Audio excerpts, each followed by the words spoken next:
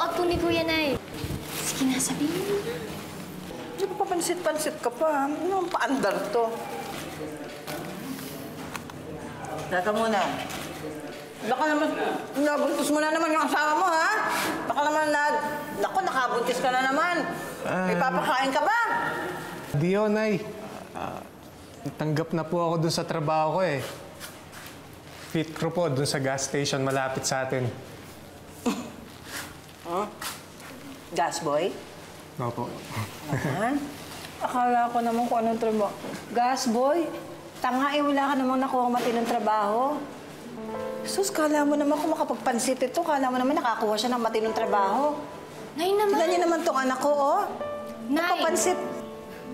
Nay, maayos sa trabaho ang pagiging pit crew. At saka marangal na trabaho yun. Pwede ba wag mo ang kampihan to si Dante, ha? Buti pa si Eman. Nagtatrabaho siya nung araw, oo, gumagawa siya ng bulaklak, pero siya naman na may-ari ng business. Eh, ikaw? Nagtatrabaho ka, gas boy. Magkano ba sweldo mo doon? Oo nga, magkano nga ba sweldo mo ron? Sus, nagpapansit-pansit yung anak ko. Wala naman palang binatbat. Ano ba ito? Kala ko naman kung anong malaking trabaho nakuha. Tingnan mo yung kapatid mo. Dante!